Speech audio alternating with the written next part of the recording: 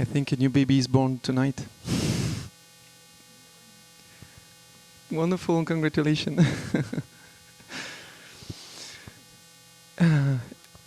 Jane delivered a baby tonight. So, congratulations to be there this morning. Oh, our heroes are here.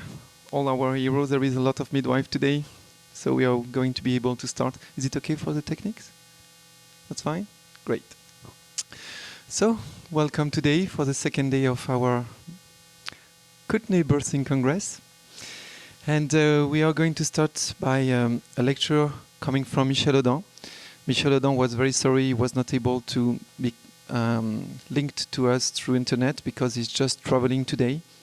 In fact, he do a big travel all over the year. He's visiting 20 countries. And for those who don't know Michel Audin, he's now a real star of the prenatal life. It's not just now, it's a long time ago. I think the last 30 years or 40 years, he has dedicated his life to spread all over the world the best and the most significant research on perinatal life. And he's a scientific director of our project to build the charter of the four pillars of perinatal life, which is conception, pregnancy, birth, and postpartum. And so he just sent me a lecture, which is kind of the last lecture of his new book, which is that he's reading now. So the English I'm going to read will be better than mine. It's, just to introduce a bit his work, he has a website which is wombecology.org or .com, and on this website you could find tons of information, or another website which is the same, they are connected, which is Primal Earth Research Center. And the idea of Primal Earth have been defended by him since decades, and all the subject of our Congress is about this work. So so Michel Audin is really a spring of inspiration for everybody working in our field, and for those who don't know yet him, I highly suggest that you go to an internet or you buy his book, which are amazing. So, Dr. Michel Audin is one of the most famous obstetricians of the world. He has gathered the most significant research about birth in order to sustain a prophylactic approach to health rooted in the primal period of life. He is our scientific director. Finally, I've written all what I've told you for the elaboration of the charter about prenatal life and birth, to which this first convention is dedicated. It will be a long process nourished by lecture and roundtable to achieve an international consensus about the main fundamental approach to the impact of birth on primal health. This year is invited to more than 20 countries and is traveling right now. But he sent me this PowerPoint, so I told you all that. So we will start by a little movie that most of you know, and just to remember the process of birth.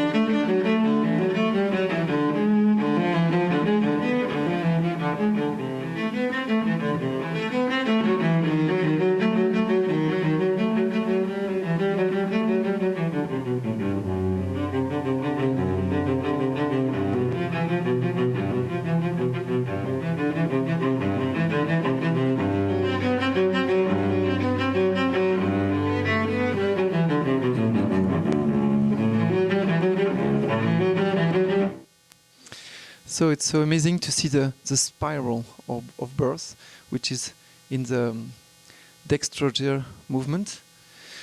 Little remembrance, but it's constant. So this one. What's that? Sorry. Okay, so now something doesn't work. That's not a problem. Well, I just put the website of Michel Audin, who should be there, but it's just about the Primal Health Center from the womb ecology. And so there is, I think, the hugest database of research, more than 1,000, I think 500 or 300 right now of research that he pick up everywhere in the world. And he has personally met or be part of the team who have made most of this research. And is really a referent for on the following up of all the research about birth. So we will have a little movie to present him a bit more on another human level. That's it. Michel Audin is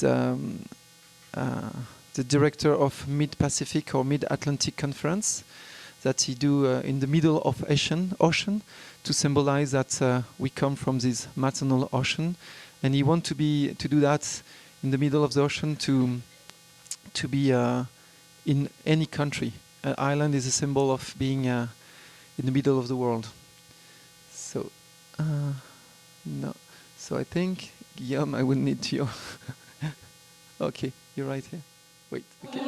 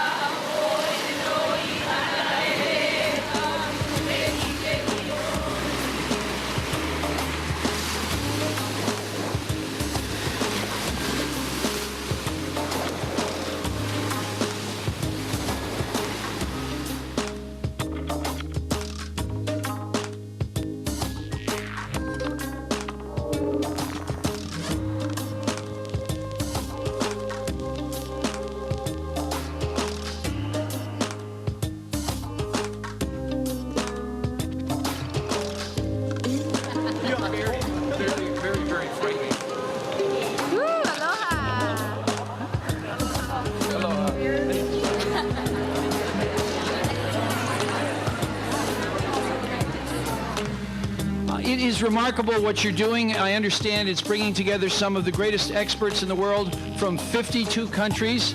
I, Billy Kenoy, Mayor of the County of Hawaii, do hereby proclaim October 26 to 28, 2012 as Birth and Primal Health Research Days in the County of Hawaii, and urge all of our citizens to recognize the many beneficial aspects of the future of humanity. I always say that the birth of the baby is the birth of the mother. One of the effects of such an international conference is to reinforce links between midwives who come from so many countries and links between associations of midwives. You are the representative of probably the biggest. And that is the power that's in this room. Power that many of you probably are not aware of, and yet which you hold in your hands, not only in the deliveries that you do as midwives. Vaginal birth is associated with increased community richness. So what does that mean? It means that there are more species of bacteria, more different organisms that we can detect in babies that are born by vaginal birth than we can detect from babies born by C-section. So you have the message here. And also here. Massage. Here. Oh, and the mother, the grandma said, oh, why you massage me? And so I feel as though I always knew that that was the potential for birth. In the future, we organize the next conference outside planet Earth. Looking an objective way to planet Earth from outside. So I suggest that the next conference might take place somewhere over the rainbow. Somewhere over the rainbow, there's a land that I heard talking in a land. Somewhere over the rainbow, skies are blue, and the dreams that you dare to dream will come true. At the next conference, our dreams will become true.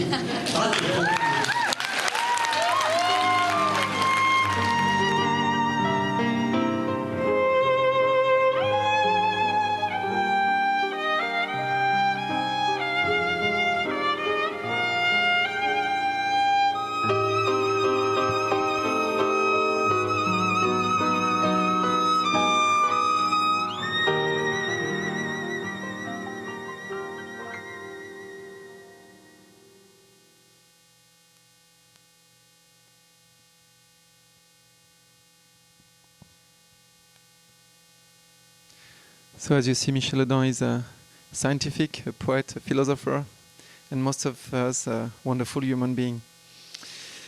So, and I have the honor today to read his lecture about microbes maketh man. So there is a real microbe revolution. Germs are us. This sorry.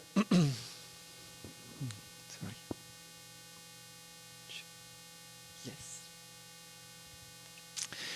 These headlines are on the cover page of a summer 2012 issue of The Economist in an exemplary illustration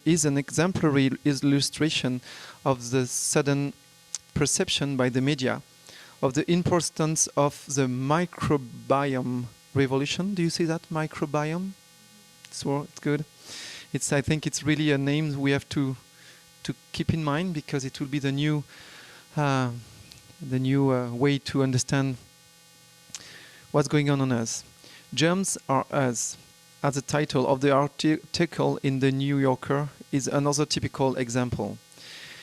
In the current scientific context, we have presented Homo sapiens as an ecosystem with a constant interaction between the trillions of cells that are the products of our genes, the host, and the hundreds of trillions of microorganisms that colonize our body, the microbiome.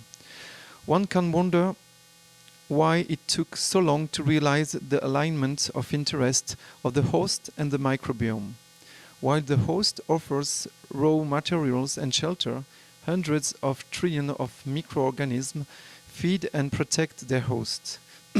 It is as if, since Pasteur's era, until recently, there was a deep-rooted cultural conditioning associating microbes to disease and classifying all microbes as enemies. The focus was on pathological conditions associated with an unbalanced ecosystem. This conditioning has been reinforced during the 20th centuries, particularly with the advent of antibiotics that are effective and dealing with specific infections. This cultural conditioning has not been seriously challenged as long as bacteriologists could only look at microscopes and cultivate microbes on petri dishes. Bacteriologists start to dramatically enlarge their horizon with the power of computer processing and the new DNA sequencing technologies. Not all bacteria seen under their microscope can be cultured, since their growth conditions are unknown. Because molecular techniques are culture independent, bacteriologists can now see the unseen majority. It has been an important step in the history of science to realize that the body of each of us is colonized by more microorganisms than there are human beings on planet Earth. This fact inspired new questions about the multiple vital functions of our microbiome. The main functions of our gut flora have been recently clarified. The highest number of microorganisms is found in the large intestine.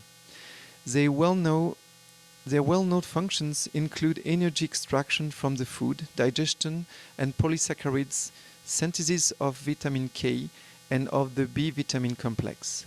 The bacterial synthesis of vitamin B12 must be mentioned. Also, vitamin B12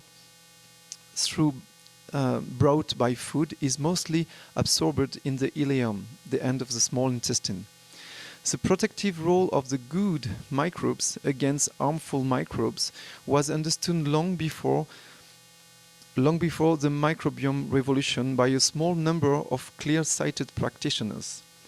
As early as during the 60s, it was found during epidemics in nursery that the colonization of babies with virulent staphylococcus could be prevented by early voluntary contamination, nasal or umbilical, with a strain of staphylococcus selected because of its very low virulence. Correct me if strange. The role of the gut flora as an educator of the human system is as comparatively new topic. The microbiome revolution is at the root of a real rethinking of the human system. The human system may be compared to a sensory organ that needs stimulations to develop properly.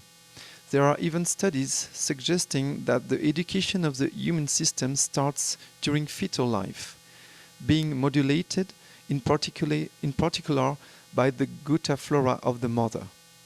Studies on the gut-brain connection are among the most promising avenue for research, and until now we have been learning from animal experiments. It appears that there is a critical period early in life when gut microorganisms affect the brain and change the behavior in later life. The most significant study is with mice that are bred to have no digestive bacteria. Scientists can then introduce the bacteria or not. Researchers found that the no-bacteria mice had much more hyperactive and risky behavior as adults. If they were given normal bacteria early in their life, then they grow up with the same normal behavior traits of control mice. If they were given normal bacteria later in life, the hyperactive, risky behavior was already established. The results of such animal experience support the concept of gut and psychology syndromes, GAPS, a condition that takes for granted a connection between the functions of the digestive system and the function of the brain. You heard probably about the abdominal brain that we talk more and more now in the journals. While until now most studies have focused on the colonization of the digestive tract, including the mouth, we must also realize that trillions of bacteria, fungi, viruses, archaea, and small arthropods colonize the skin surface, collectively comprising the skin microbiome. Microbial skin colonization has been shown to critically affect the development of the skin human function, another vital avenue for research. The importance of some parts of the skin microbe is probably underestimated. The navel is the best example of bacteriological rich zone that remain relatively unexplored. As for the studies of the milk microbiome and the breast microbiome, they are still in the preliminary phase, and I will show you this afternoon some amazing study about that. We are coming from just last year. No. Oh, sorry. So, excuse me. So I will ask you, Guillaume. It will be more simple. So, we cannot dissociate the current interest in the function of the microbiome from the need to interpret the spectacular increase in the incidence of certain chronic diseases. It appears from an exploration of the primary health research database that epidemiologists detect risk factors for such disease in the period surrounding birth. This is the case, for example, of obesity, diabetes, type 2, autism, anorexia nervosa, asthma, allergic disease, and sort of autoimmune disease as inflammatory bowel system disease.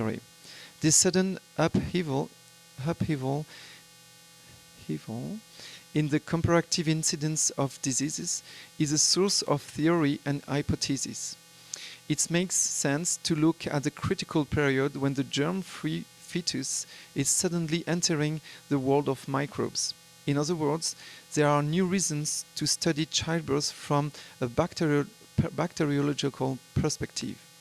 From the early days of microbiology until the 70s, one of the roles of midwife and doctors involved in childbirth was to protect the newborn babies against all microbes, including those from maternal origin. It was usual to shave the mother at the beginning of labor, to give her an enema, and to put antiseptic solutions around the nipple. This was in the framework of the dominant cultural conditioning associating microbes and disease. A new step in the history of our understanding of childbirth from a bacteriological perspective starts with study demonstrating that compared with the placenta of other mammals, the human placenta is highly effective at transferring immunoglobulin G to the fetus. While in our species, the level of these antibodies in the neonate born at term is at least 100% of the maternal levels amongst bovine, for example. They can be below 10%. Clearly, the main preoccupations are not the same among humans as among other mammals. The newborn calf is immediately dependent on antibodies provided by early colostrum. In other words, among many species of mammals, such as bovines, the colostrum is sensu stricto vital for us. Among humans, the main preoccupation must be phrased differently. Which microbes will be the first to colonize the germ-free newborn's body?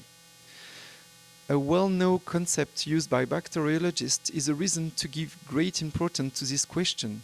The race for the surface means that the winners of the race to reach a germ-free territory will likely be the rulers of the territory. That's a huge discovery. It is clear today that from a bacteriological point of view, a newborn baby ideally needs to be urgently in contact with only one person, a mother. It is also clear that the human mammal has been programmed to enter the world via the bacteriologically rich perineal zone. This is a sort of guarantee that the newborn baby, particularly her digestive tract and her skin, will be immediately contaminated by a great variety of friendly germs carried by her mother. It is significant that the vaginal flora is changing all along the pregnancy, with finally a proliferation of friendly bacteria such as Lactobacillus johnsonii. It is as if the mother's body was preparing itself for the colonization of the neonates. However, the general rule of an easy placenta transfer of antibodies, particularly intense from the 38 weeks onward, must be modulated. One must take into account that there are 4 subclasses of IgG, immunoglobulin G, and that the transfer of the subclass 2 is not as effective as the transfer of the other subclasses. This is a way to interpret the apparently mysterious vulnerability of human babies, particularly premature babies, to streptococci be transmitted by the mother. We notice that for thousands of years, all human groups have dramatically interfered in the process of microbial colonization of the newborn's body via beliefs and rituals. The belief that the early colostrum is harmful is a typical example. In general, mothers and newborn babies have been separated and the initiation of breastfeeding has been delayed. Today, in the age of medicalization of childbirth, there are new, obvious and powerful ways to interfere in the programming of the immune system. Most babies are born in a bacteriologically unfamiliar environment. It is easy to convince anyone that babies born vaginally and babies born by cesarean enter the world of microbes in radically different ways. Furthermore, the exposure of fetus to antibiotics in the perinatal period is common. Antibiotics are used in frequent situations such as detection of Streptococcus B, premature rupture of the membranes, and also caesarean section. Some public health organizations such as NICE, National Institute for Clinical Excellence, officially recommend injecting antibiotics before starting a caesarean. Childbirth from a bacteriological perspective is becoming a hot topic at a time when an accumulation of data suggests that the way the newborn's body is colonized immediately after birth can have at least minimum-term consequences. For among the medium-term consequences, let us mention the conclusion of studies comparing the activity of cells with immune action in the blood of baby born, either by vaginal route or by caesarean. The influence of the way a baby is born on the immune response is still detectable at the age of 6 months.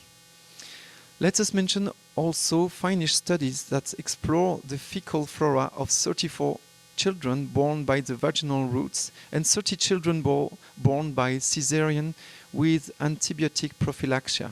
At the age of 3 to 5, 10, 30, 60, and 180 days, the fecal colonization of infants born by caesarean was delayed. The fecal flora was still distributed at the age of 6 months among the caesarean-born children. It's amazing. Since medium-term consequences can be demonstrated, it is justified to offer plausible interpretations of the incidence of chronic disease in the framework of the microbiome revolution. Recent studies in several fields of medicine have suggested long-term consequences of the way the gut flora is established in the perinatal period in relation to the mode and place of delivery. According to Dutch study, vaginal home delivery compared with vaginal hospital delivery is associated with a decreased risk of eczema, sensitization to food allergens, and asthma. Mediation analysis showed that the effects of mode and place of delivery on topic outcome were mediated by C. difficile colonization.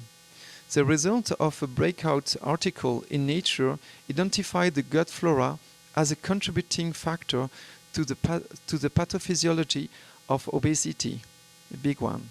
Microbial population in the gut are different between obese and lean people, amongst mice and humans. Obesity is associated with change in the relative abundance of the two dominant bacterial divisions, the Bacteroidetes and the Firmicutes.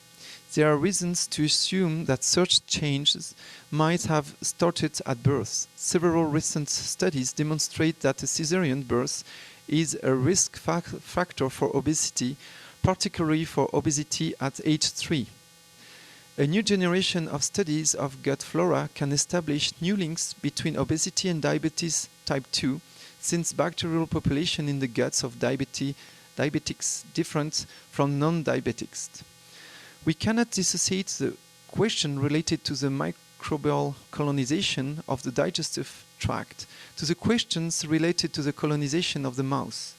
The Journal of Dental Research has published an authoritative study demonstrating that the mode of delivery, vaginal route compared to C-section, affects oral microbiota in infants and therefore dental health later on in life.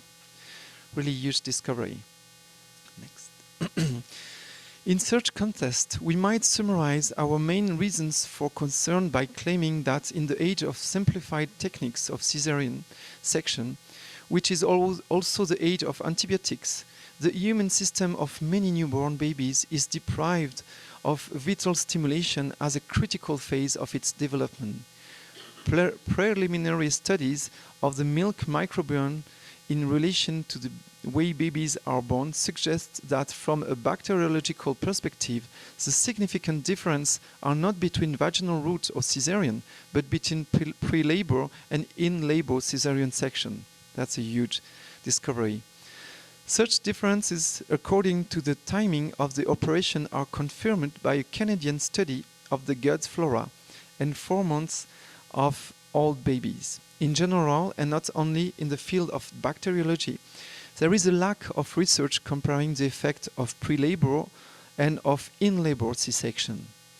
The bacteriological studies demonstrating radical difference between pre-labor and in-labor caesarean pave the way to several kinds of interpretation. They underline the complexity of these issues. One way to penetrate this complexity is to reconsider the enduring premise of the sterile womb paradigm. In fact, it is probably simplistic to claim that to the born is to enter the world of microbes. To be born is to enter the world of microbes. According to recent studies, it appears that most infants might incorporate an initial microbiome before birth. This will probably be confirmed by study of the placenta microbiome. When referring the recent advantage of microbiology, the word revolution is not too strong. The word revolution is not too strong. Today, all subdisciplines of biology require microbiology. This is the case of evolutionary biology. The microbiome has suddenly appeared important to the evolution of animals and plants. The neologisms hologenome can help us to adapt to a new understanding of the process of evolution. It refers to a sum of information that may be transmitted from generation to generation. This total genetic information includes the cell's DNA, the cell's mitochondria, and the microbiome. Anyway, we must prepare for a fast evolution in the relationship between human being and the world of microbes. In terms of importance in the history of biological sciences, the microbiome revolution can be compared to the advance of epigenetics. In the same way that the advent of epigenetics has suddenly made topical the theory of Lamarck, which preceded the work of Darwin, also the microbiome revolution should save from oblivion the work of Antoine Béchamp, who knew about germs and had understood fermentation before Pasteur. In the euphoria of Pasteur's glory, Béchamp dared to say, instead of trying to determine what abnormal condition disease is composed of, let us first know the normal condition which make us healthy. His understanding of health and disease can easily be converted into 21st century scientific way of thinking. So thank you, Michel Audin, for this huge gift he made for us. It's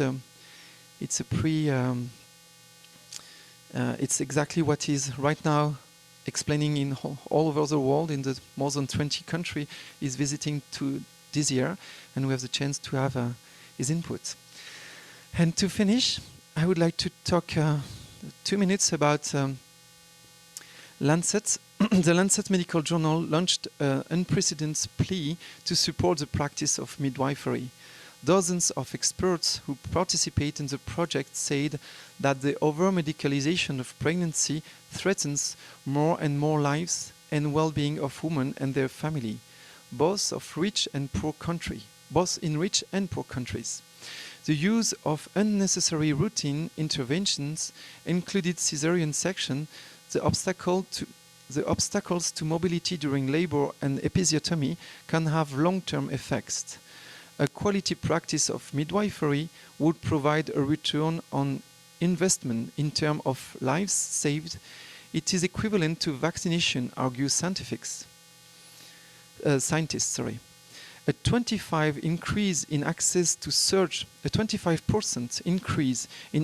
surge care would prevent half of maternal mortality. You understand what I say, heroic midwife? If 95% of women had access to this midwifery health care, maternal mortality, but also newborn mortality, would fall by 82% according to specialists. It's amazing. The global trend favors the use of more common obstetric intervention, while the majority of today's births are at low risk.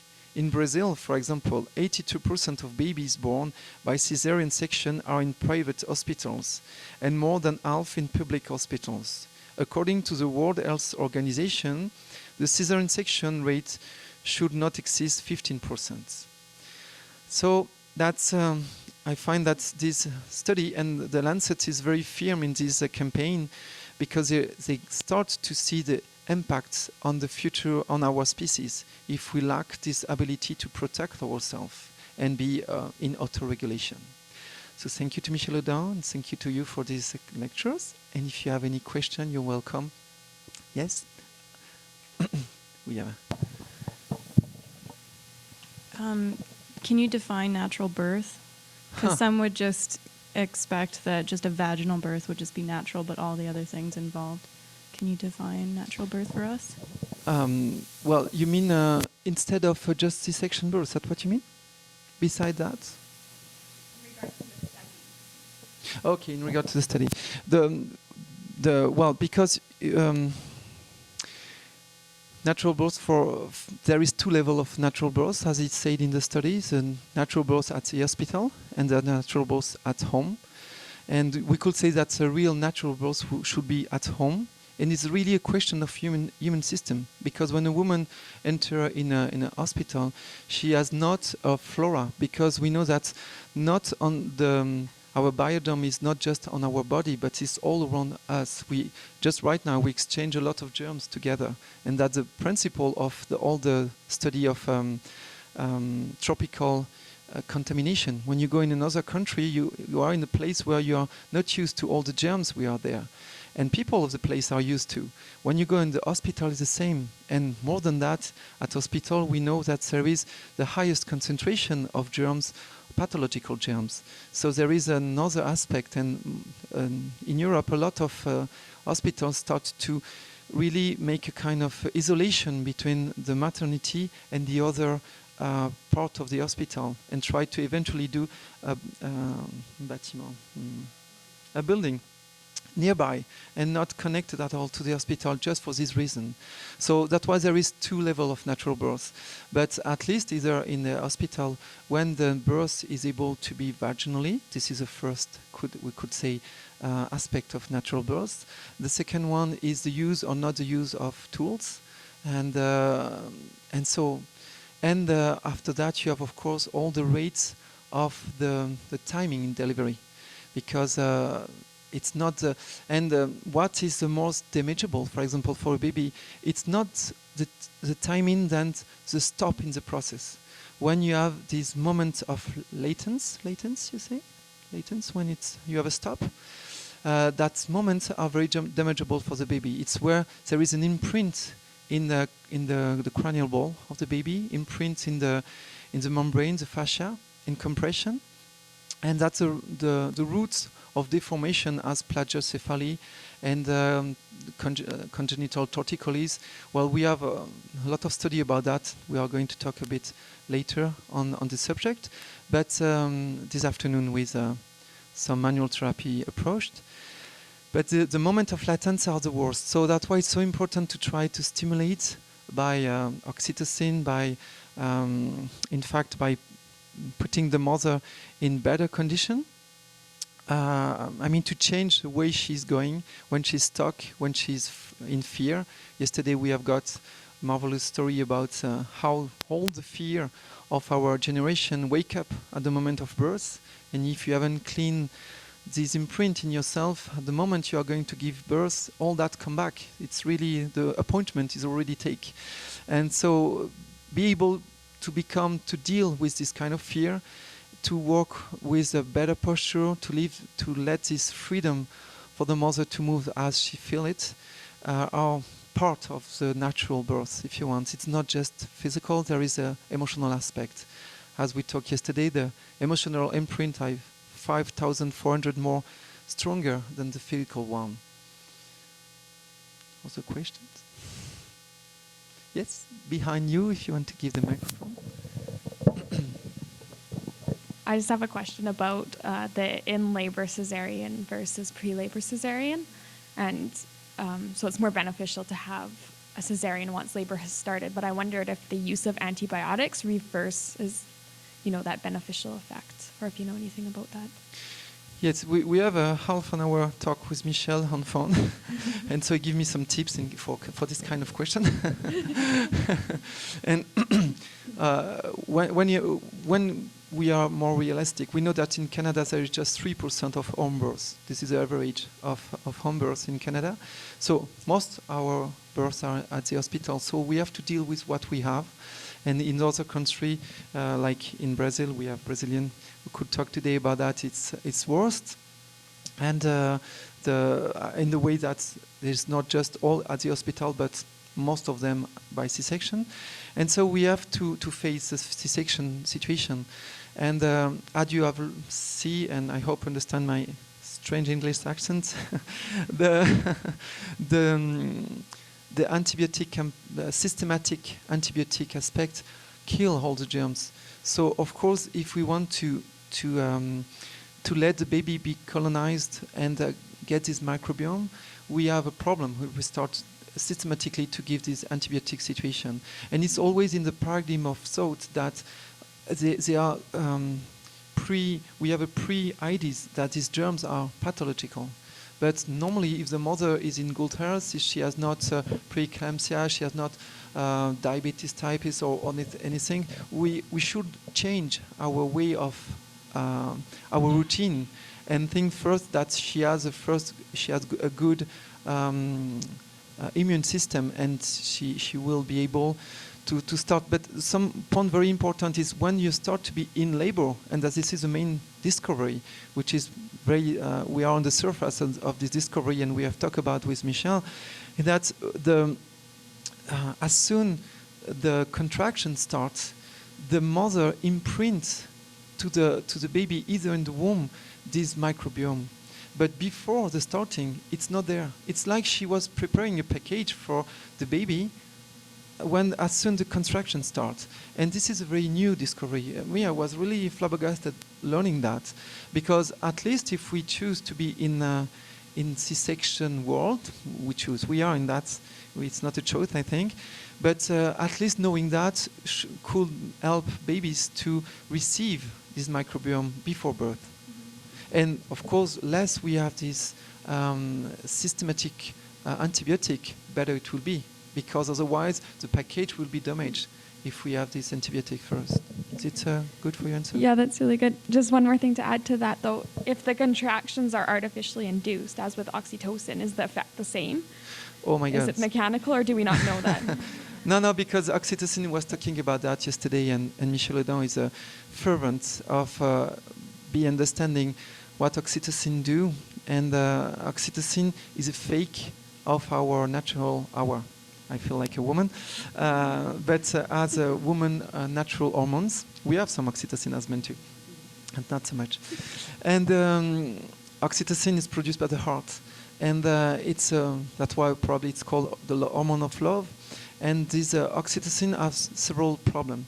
First, it gives a fake, and the behavior later be in the later behavior, it will be, we can start to see some behavior disease or problem in relationship, because it's imprint like a fake love. And secondly, you know how the oxytocin is powerful on the contraction of the uterus, so it makes real whiplash on the baby. So that's why the best is really, and no rest for the mom. It's really a kind of boxing match in her uterus for her. And so that's make that it's like a car accident for the baby. So that's why it will be better to try to induce this first contraction as the most natural way we can. And there is manual activation possible through the centers in the brain. There is, of course, herbs. There is tons of different new methods to start the work. Of course, at least there will be always story linked to emotional or to physical condition that need to have that, and we have the chance to have that, but it should be really in last reaction and never in first intention, as it has become as a routine. Yes. Oh, there is a question before, and come back. Okay. So 2 last questions, and we will discuss that in the round table if you want. Should I steal it, or does somebody else want to ask a question? Behind you there is someone, okay. But we could take a. Okay. We try to answer shortly. Okay, I'll make it quick. So just when you were talking about trying to do the natural birth with people who are in good health, as opposed to people who might have diabetes or preeclampsia, but didn't Michel Audant's wife have diabetes and she still had a home birth? Is that not true? I don't know about this story. We have talked of so many things with Michel since years, but not of that one. Okay. But Should look into it, because I'm pretty sure that his wife was... Okay, no, it's really possible. But, you know, I was talking generally about when we have good condition, we should not presume to have immediately these antibiotics and all that, because it makes no sense, since we know the importance of this flora. Okay. If we have, since at the time we wasn't aware of that, I could say it was perhaps a healthy way to thinking according to the Pasteur paradigm. But now that we have discovered that, we should absolutely stop it, and that's a good reason just of this Congress to know that, but to spread this information. And I would like that obstetrician and pediatrician come, because you know the research takes often 20 years to go to the practitioner, and it's urgent when we see the impact of what's happening to not wait 20 years of all the generation affected by that. And so but of course it's another aspect. We will talk this afternoon with the breastfeeding, that the condition, all the women who have conditions, and there is tons, of course, because when we understand this process, we are in a lot of generation coming from C-section, so have not a good very immunity, and more and more women have a condition for birth, and so there is something amazing. It's very few lack of research about the medication. So now we have a kind of systematic reaction to say there is a condition, C-section, and there is much of the way to do, but we have to make research about how to deal with the condition. We can avoid that today. I think we have a last question behind. Oh, today we have a few minutes left, because we have, I take 1 hour and a half for the round table, but we have Eleanor Luce after the break, and she has a huge lecture, so it will be probably a bit longer. I take 10 left, because I know this lecture was a bit big. So please. I was just wondering, for babies that do end up being born by C-section and exposed to antibiotics, I mean, apart from obviously skin to skin with mom and breastfeeding, is there anything that can be done to help those babies from a gut flora point of view? The baby who was born by C-section, you mean? Yes. Is there anything we can do to help those babies that aren't exposed to the natural? When I was talking with Michel Audant, I told him, is there a way to take the, to take like the flora, or to stimulate either after birth, like a production of oxytocin of the mother, so we can grab this microbiome and put on the baby, yes. Eventually artificially, because we are in an artificial process. And but we haven't given end to this discussion. But it's really wake up a lot of questions to how could we assist this assisting process because it is so evident that we can't put our head in the ground, you know, we have to face it, and we have to find ways to stimulate it.